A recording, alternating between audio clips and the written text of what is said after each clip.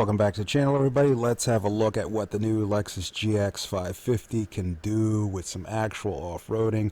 Here you see some huge rear articulation on the rear here. Now the vehicle gets on three wheels here. Don't let that spinning wheel fool you. The driver just kind of panicked. That wasn't an 8-track issue or a traction issue. That was just to watch the rear brake light.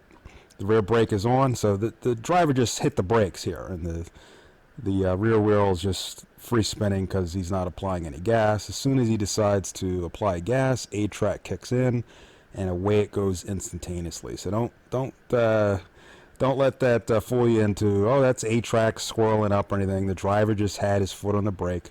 If he had just drove through that, he would have been A-okay. You could see the brake lights are off there, and he just powers through, no hesitation. 8-track is an amazing system. Here you see on the current GX, 8-track doing its thing, and you can also get a comparison of the wheel articulation. You can see the front and rear there at full droop. And again, we don't have any official numbers by Lexus. They did say the front, as far as articulation is concerned, they said the front is increased by 4.3 inches, which is huge because the GX is the king of articulation. So in this class of vehicle, this SUV, the GX has always had the best articulation with its phenomenal KDSS system. KDSS is only available on the 4Runner off-road trim, and that's all. But it came standard on all GX, Lexus GXs since 2004, since its debut. Now, incidentally, Lexus decided to only put the KDSS, in this case EKDSS, on this Overtrail trim here, which I've ranted about before, but we're not going to get into that. Let's check out this approach angle. So look at the front nose there and look at the side skids, and you'll see a huge increase on approach angle versus the old ridiculous Lexus GX460 body kit. Also look again at the side steps, and they're not rock sliders, but they're tucked way up higher. So your approach angle, departure angle are improved, and the silly side steps have been tucked way closer to the body. There's another look at the approach angle. Again, you could trim as much of this as you want off to increase that, but it is objectively improved. Again, look at those side steps, and you can see you're not going to smash them, and that makes all the difference off-road and right out of the box. You don't have to heavily modify them like we had to do with our GX460. Now you might be thinking, what's the big deal? Who cares about what the body looks like? But when you compare this new GX550 with the current generation or last generation GX460, Lexus pretty much ruined it by putting on a silly aftermarket looking body kit to match the design language of the Lexus lineup at the time. In fact, this body kit was so silly that most people, even today, think that the Lexus GX460 is based on the 4Runner, when in fact it's the opposite. The Toyota 4Runner is based on the Lexus GX460, aka the Land Cruiser Prado. So what I'm trying to say here is Lexus put so much body kit nonsense on the Lexus GX460 that buyers and the perception of the car was completely lost. In other words, buyers thought that it wasn't an off-road vehicle at all. And I could amuse you with hilarious stories of taking the GX460 off-road and the type of comments and looks that the GX460 gets from its perception. Mainly due to that silly body kit. So now with the GX550, as you can see, these approach and departure angles are improved. Now obviously they could always be better, they could always cut more stuff off, but it's objectively greatly improved, and the design of it certainly now says, I'm a Land Cruiser Prado. It finally says what it actually is. So there's going to be no confusion with buyers, I think, that says, well, it's an off-road vehicle, where the GX460, unless you were a diehard Toyota fanboy, you didn't really get that this was a Land Cruiser Prado. And that's totally fair, because the first thing that we did, and anybody does who wants to off-road a GX460, is to cut all that silly body kit stuff off and to go off-road.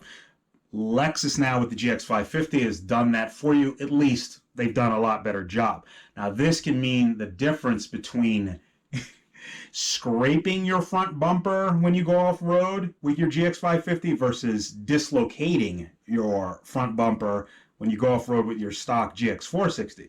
Can be the difference between scraping your side steps when you off road with your GX550 versus completely crunching your side steps with your GX460. Same with the back bumper. You get what I'm rambling about here.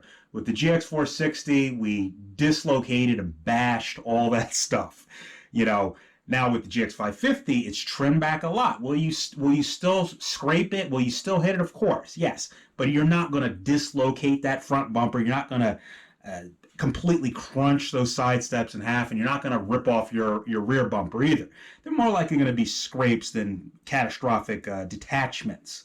What that means to you is you can get out there right out of the box, take your GX550 over trail off-road, and you might get a few scrapes and bruises, but it's going to be a long time before you have to, quote, modify those parts. In other words, putting on a shorter bumper or cutting the bumper, rock rails, a shorter bumper or a cut bumper, yada, yada, yada. In other words, you can just get out there and enjoy it. And Lexus has finally listened to all critics with that and fixed the silly body kit on that and made it very clear that, hey, this is the Prado. Let's get back to that GX550 with three wheels in the air for a second, and we're going to talk about A-Track. All right, now I'm going to use this opportunity to rave about the A-Track system on the GX550 and also rant about some of the misunderstandings. Now here we see this driver took a bad line. It's not his fault. Presumably he's just not experienced, so he goes on three wheels here. Now this is not a locker. This is A-Track. We can tell because the wheel is spinning, so it's not locked up in the rear. And he's got his foot on the brake. That's the only reason why he's not going forward. Okay, A-Track is not trying to figure it out. It's just the driver's got his foot on his brake. As soon as he takes his foot off the brake and hits the gas, A-Track locks up and he goes away. There's no delay. Away he goes. Now, I've always said A-Track is equal to a locker or even better than a locker. And I know that triggers a lot of people. But what you just saw in this Lexus GX550 clip of it going up on three wheels is an instantaneous response from A-Track to lock up the system, and away the driver went. So the biggest misconception about A-Track is it needs to, quote, figure things out. And you hear automotive journalists on YouTube all the time when they're testing other non-Toyota traction systems get into situations off-road and they say, well, the traction control needs to figure itself out. A-Track is not like that. A-Track was specifically designed to replace the locking differentials on the flagship Toyota Land Cruiser 26 years ago. That's when they put A-Track on. So when you see this video of the GX550 up on three wheels, as soon as the driver decides, I want to go forward, and takes his foot off the gas and hits the accelerator, A-Track locks up that rear free spinning tire, sends the power to the other wheels, and away it goes. Now, the important thing to remember here is it's mimicking a locker. It doesn't say, let me think about locking up, let me figure it out, let me kind of lock up. It hardcore locks up and goes. And we've tested this thing to death, this A-Track system, and it's nothing short of brilliant and phenomenal, and that's why Toyota continues to use it on their flagship vehicles. It's an excellent system. Now, people say, well, it doesn't react as quick as a locker, a traditional locker, blah, blah, blah, blah. But you got to understand that and realize that the operating frequency of the wheel sensors in your GX550 are going to be around 1,000 hertz, or a, what's that, a kilohertz? 1 kilohertz, so 1,000 times per second. That's how many times per second the GX550 can recognize if there's any difference in speed between the wheels. That's essentially instant. Okay, that's that's instant. That's how quickly it knows. 1,000 times per 1 second, it reads what's going on with the wheel speeds. Now, of course, A-Track needs to actuate through the ABS actuators, which operate at about 10 hertz or 10 times per second. So 1/10 of a second, that's how quickly A-Track can lock up and move the vehicle forward, and that's exactly what you see in that video. So I'll say it and I'll repeat it again, that A-Track is one of the most misunderstood and probably, there's too much mythology going around about A-Track. It is hardcore locker simulator. All right, so what about the front? Is there a locker on the GX460 or 550 on the front? No, as you see here, look at the front driver's tire. It's completely in the air on this GX550, and it is completely locked up because that's A-Track again doing its magic. Look at this tire, completely locked. That means the power goes to the front passenger. It's not a locker. It's just as good as a locker, A-Track. So again, we see this A-Track action, super slow motion. That front drivers is completely locked up. All available torque is going to the front passenger while the vehicle continues to drive forward.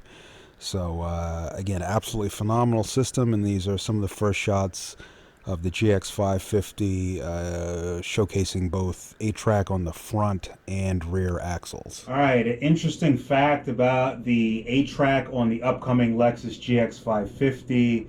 Toyota has reported, and users have reported on the Land Cruiser 300, that Toyota has quieted the A-Track actuator noises significantly. So this is actually verified and is likely to also apply to the Lexus GX550. That A-Track sound that freaks a lot of people out, that brrr sound, has been quieted down substantially. So this should hopefully boost psychological confidence in the A-Track system. That noise often made people think that the car was slipping when in fact it was working. Quick rant before I go, and that is, people wonder, why don't they bring why did they discontinue the Land Cruiser in America? And again, getting back to this whole A-Track tangent, a lot of people looked at the price of the Toyota Land Cruiser and said, it doesn't even have lockers. Why would I pay $100,000 for a Toyota and it doesn't have lockers? Again, lockers haven't been on the Toyota Land Cruiser for 26 years in most markets. A-Track has done that job. So again, the video of this GX550 using A-Track reassure you that it is a solid hardcore system, and hopefully Americans will get this and Toyota will bring the Land Cruiser and the Land Cruiser Prado back to the United States of America. If you found this video helpful, please remember to like and subscribe. Thank you, and have a great day. If for some reason you're super thankful, hit the super thanks button.